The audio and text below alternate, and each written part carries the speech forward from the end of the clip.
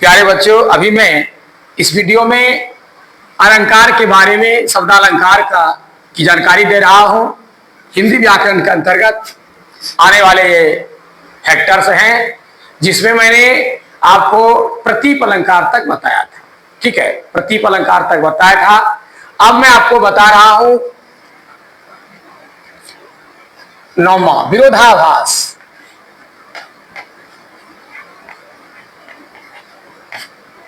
विरोधाभास अलंकार।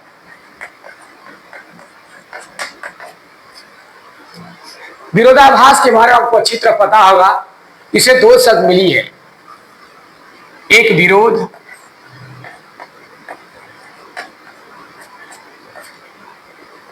दूसरा क्या, आभास।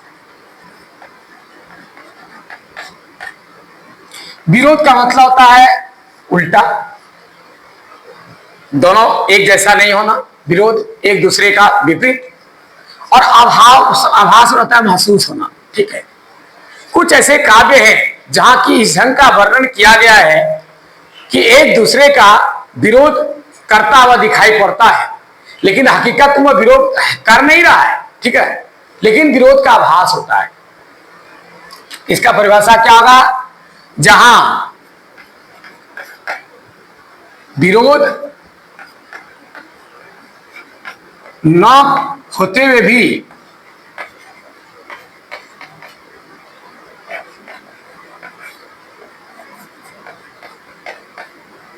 विरोध का आभास हो,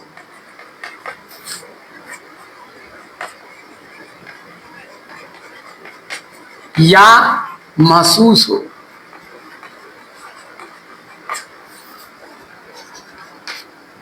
तो वहां क्या आता है?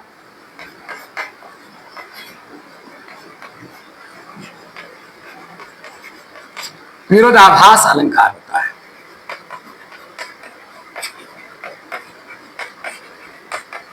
समझ गए? जहां विरोध ना होते हुए भी विरोध का आभास हो या महसूस हो, तो वहां क्या था? विरोधाभास हो। जबकि विरोध नहीं हो रहा है, फिर भी विरोध का क्या है? आभास हो रहा है, या विरोध का वर्णन हो रहा है, या विरोध का वर्णन हो। ठीक है, तो वहां क्या आता है? विरोध का ही वर्णन हो, विरोध का आभास हो, विरोध का वर्णन हो, विरोध दिखाई पड़े। ठीक है ना, तो यहां क्या आता है? विरोधाभास अलंकार होता है। ऐसे भी समझिए फिर से, विरोध का आभास, जिस काव्य में यदि उसका ठीक ठीक अर्थ निकाला जाए तो एक दूसरे का विरोध करता हुआ यदि नजर पड़े, आभास हो, जबकि विरोध नहीं है, यदि सही अर्थ निकालेंगे तो विरोध नहीं है, लेकिन फिर भी पढ़ने के बाद लग रहा है कि यहां विरोध कर रहा है, विरोध का आभास हो रहा है, महसूस हो रहा है। ठीक है, लगता है विरोध है, जबकि विरोध है नहीं। तो ऐसा जब महसूस हो तो हम समझ जाएंगे वहां पर क्या विरोधाभास अलंकार है। जैसे उदाहरण के लिए,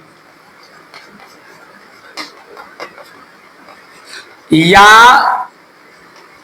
अनुरागी चित्त की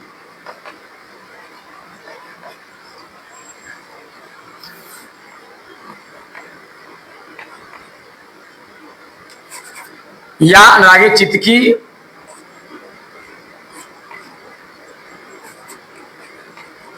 या समझे नहीं कोई,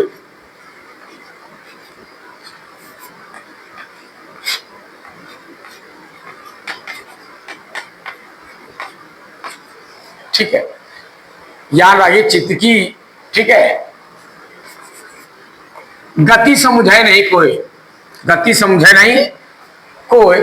ठीक है, ज्यों ज्यों बूढ़े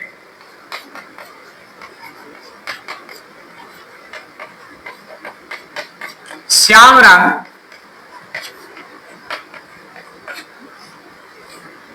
त्यों त्यों उज्जवल हुए।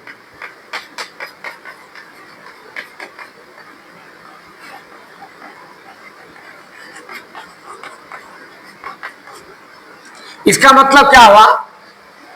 या अनुरागी चित्त की गति समझाए नहीं कहे कोई, यानी अनुरागी तथा प्रेमी व्यक्तियों के हृदय को की गति को सब कोई समझ नहीं पाते।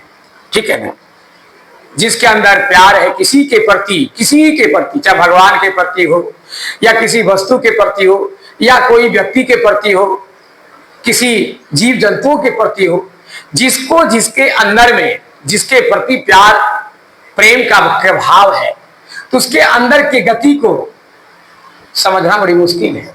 वही लिखा है, या अनुरागी चित्त की। जो अनुरागी व्यक्ति है, प्रेमी है, उनके चित्त को के गति को समझना बड़ी मुश्किल है। सब कोई समझ नहीं पाता है, उनके अंदर के प्यार और प्रेम को, स्नेह को सब कोई समझ नहीं पाता है। कहा कैसे समझ नहीं पाता है? ज्यो ज्यो बूढ़े श्याम रंग त्यों त्यों उज्जवल होए। ठीक है, ज्यो ज्यो बूढ़े श्याम रंग त्यों त्यों उज्जवल हो। कहने का मतलब है, यहां देखिए, यहां तो अर्थ दे रहा है, ज्यो ज्यो बूढ़े श्याम रंग त्यों त्यों उज्जवल हो। ज्यो ज्यो हम उसको क्या करते हैं, श्यामला रंग देते हैं तो उज्जवल हो। कभी संभव है कि जो जो श्यामला रंग देते हैं, या जो जो अंधेरा हो तो और उजाला होने लगेगा, जो जो शाम हो तो उजाला होने लगे? ऐसा तो नहीं सकता है। श्याम का मतलब क्या हुआ? श्यामला रंग, ठीक है, या शाम हो जाना। जो जो शाम होगा त्यों तो और सुंदर देखे दिखाई पड़े, ऐसी बात तो नहीं है। सूर्योदय होने के बाद सुंदर दिखाई हो सकता है, दिखाई पड़ सकता है, लेकिन शाम जो जो होते लगे त्यों तो प्रकृति सुंदर दिखाई पड़े, ऐसी बातें हो नहीं सकती। वही लिखा, जो जो बूढ़े श्याम रंग। श्याम बूढ़े मतलब क्या हो? बूढ़ा होना मतलब गहरा होना। जो जो रात क्या गहरी होती है, त्यों तो उज्जवल हो, तो उजाला दिखाई नजर आती है। यहाँ पढ़ने के बाद क्या आता है? विरोध मालूम पड़ता है। लेकिन जब इसको सही से अर्थ लगाते हैं तो विरोध नहीं है। क्या नहीं है? जो जो बूढ़े श्याम रंग मतलब क्या हुआ? जो जो हमारा प्रेम गहरा होता है, श्याम रंग मतलब है प्रेम रंग। श्याम रंग ना क्या हो? यहाँ प्रेम रंग। जब किसी प्रेमी का प्रेम का रंग जो जो उसके प्रति गहरा होते जाता है, त्यों तो उज्जवल हो, त्यों तो उसके अंदर का जो है विकार दूर हो जाता है। विकार दूर हो जाता है, यानी वह क्या आता है? अर्थात क्या आता है? पवित्र हो जाता है। उज्जवल होना का अर्थ क्या हुआ? क्या हुआ? पवित्र होना। ठीक है, जब वह पवित्र हो गया, हृदय साफ हो गया, तो उज्जवल होना क्या है? उसका हृदय प्रकाशित हो गया, हृदय प्रेम और पवित्रता से भर गया। तो यहां पर अर्थ क्या दिया जा रहा है कि जो जो भगवान कृष्ण के या किसी ईश्वर के प्रेम में हम अपने आप के हृदय को गहरा कर देते हैं, जो जो उसके प्रति प्रेम गहरा होते जाता है, उसका प्यार और स्नेह बढ़ता जाता है, क्यों तो हमारे अंदर के विकार दूर हो जाते हैं, अर्थात हमारा हृदय क्या होता है? पवित्र हो जाता है। इसका अर्थ यही बात। बोलिए, यहां पर कोई विरोध है? विरोध नहीं है, लेकिन विरोध का आभास होता है, महसूस हो रहा है, लगता है विरोध है कि जब हम गहराई में घुसेंगे, प्रेम जब हमको हमारा बढ़ जाएगा, तो प्रेम बढ़ने से हमारे अंदर का विकार कैसे दूर, हम पवित्र कैसे हो जाएंगे? थोड़ी सी बात आती है आभास की, लेकिन आभास है, आभास होती है, लेकिन विरोध नहीं है। यहाँ विरोध की बात नहीं है। सचमुच में यदि प्रेम सच्चा ईश्वर का आपके हृदय में लग जाए, तो आपका हृदय स्वतः पवित्र हो जाएगा। उनके प्रति कोई छल कपट, कोई गलत व्यवहार या किसी प्रकार की नौछ, किसी प्रकार की गंदगी, किसी प्रकार के कुभाव नहीं रह जाएंगे। मतलब उज्जवल हो गया। उज्जवल न होता, पवित्र। यहाँ पर उज्जवल का अर्थ होता है उजाला नहीं, पवित्र हो जाता है। जब हमारा हृदय पवित्र हो गया तो हमारा जीवन उजाला हो।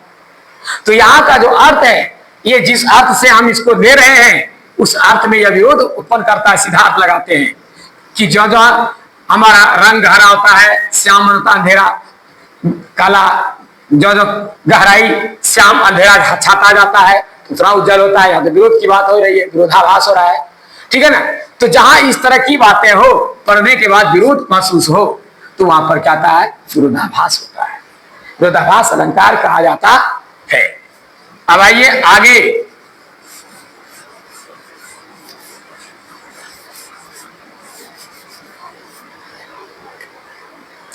उसके बाद आपका है व्यतिरेक अलंकार।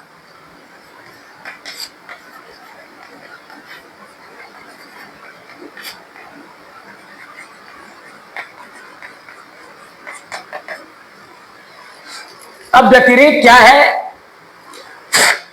व्यतिरेक क्या है, इसके बारे में समझना होगा, ठीक है ना। व्यतिरेक क्या है? जहां की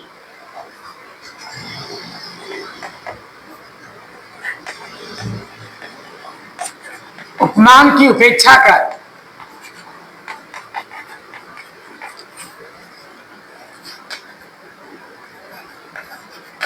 उपमेय के गुण को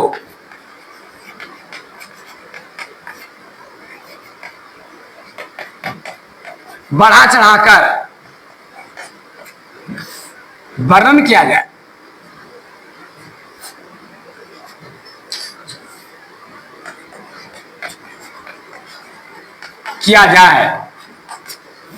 वहां व्यतिरेक अलंकार होता है।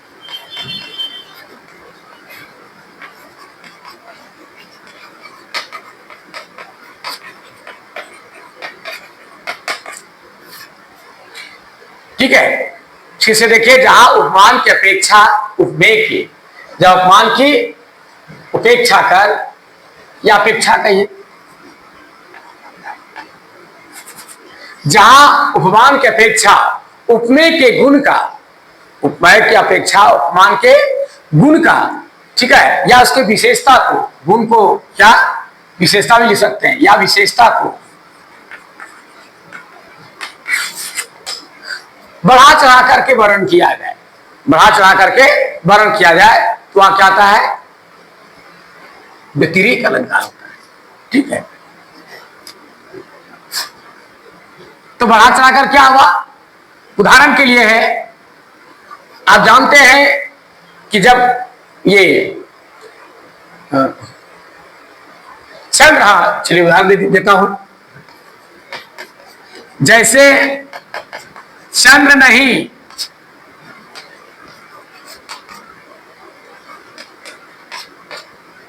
कर सकत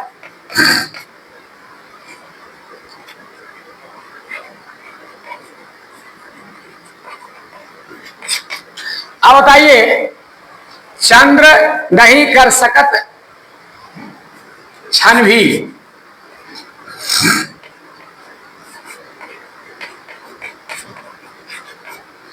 चंद्र नहीं कर सकत क्षण भी प्रिय वदन की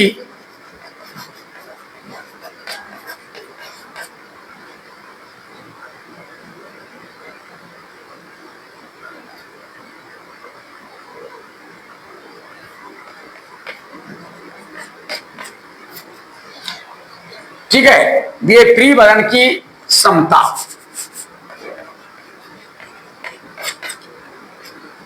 कह रहा है चंद्र नहीं कर सकत क्षण भी प्रिय वदन की समता। चंद्रमा है चंद्रमा, चंद्र, आगे देखिए, चंद्र प्रकाशित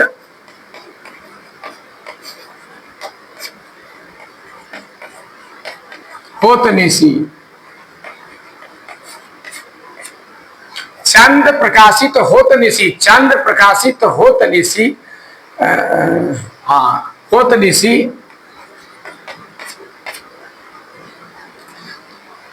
चंद्र प्रकाशित हो सरिति, वह दिन रात व्यस्ता, वह दिन रात विहस्ता। अब देखिए, यह सोचने वाली बात है, चंद्र का अर्थ हुआ चंद्रमा, नहीं कर सकता है क्षण भी, क्षण भर भी प्रिय वदन यानी प्रेमिका के शरीर की समता बराबरी।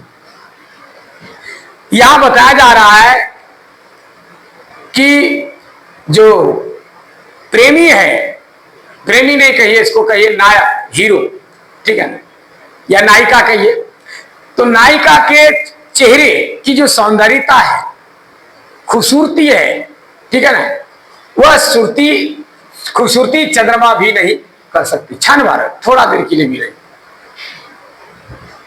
नायिका के चेहरे की, बदन की सौंदर्यता, उनकी शोभा, उनकी क्या कहते हैं श्रृंगार, उनकी सजावट, उनकी, चंद्रमा भी थोड़े देर के लिए नहीं कर सकता। प्रिय बदन की समता, प्रिय बदन क्या हुआ, प्रिय माने यहां क्या हो गया आपका, नायिका, नायिका के शरीर की समता में बराबरी चंद्रमा भी नहीं कर सकता। चंद्रमा चाहे वो कितना भी उज्जवल हो, देखने में सुंदर हो, पूरी रात को प्रकाशित करता हो, लेकिन फिर भी उनके शरीर की, यानी उसके बदन की जो सौंदर्यता है, उनकी समता और बराबरी चंद्रमा नहीं कर सकता। कहा क्यों भाई, क्यों नहीं कर सकता, इसका कारण क्या है, अब उससे इसका तुलना क्या है कि चंद्र प्रकाशित होत निशी में, क्योंकि चंद्रमा जो है प्रकाशित जो होता है वह सिर्फ रात में। चंद्रमा प्रकाशित होता है कब? निशिव रात में। चंद्रमा रात में प्रकाशित होता है, सिर्फ रात की शोभा बढ़ाती है। ठीक है, चंद्रमा रात की शोभा बढ़ाता है। आप देखिए जैसे ही सुबह होने लगता है चंद्रमा मलिन दिखाई देने लगता है, उनकी शोभा शोभाहीन हो जाती है। चंद्रमा की शोभा तो रात में ही होती है, सिर्फ सवेरे होते होते वह जो है मलिन हो जाता है, वह शोभाहीन दिखाई पड़ने लगता है। इसलिए कहा कि चंद्रमा जो प्रकाशित होता है सिर्फ रात में ही होता है, लेकिन वह दिन और रात ज्यादा व्यस्त है। यानी नायिका का जो शरीर की सुंदरता है वह दिन रात प्रकाशित होता है, दिन रात सुंदर लगता है, शोभायमान लगता है। अब बताइए यहां चंद्रमा और इसमें कोई तुलना हुआ?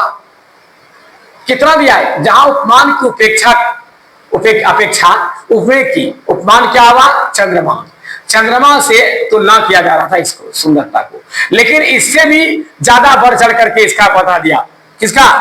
प्रेमिका का या नायिका का के रूप की सौंदर्यता का वर्णन कितना बढ़ा चढ़ा के कह दिया कि चंद्रमा भी उसके सामने फेल है। चंद्रमा के समान लोग उदाहरण देते हैं प्रिय, लेकिन यहाँ चंद्रमा को फेल क्यों कर दिया? जबरदस्त कारण क्या बताया उन्होंने एक लाइन खींच करके कि चंद्रमा सिर्फ रात में ही प्रकाशित होता है। कितना सुंदर है, वो सिर्फ रात की शोभा बढ़ाते हैं।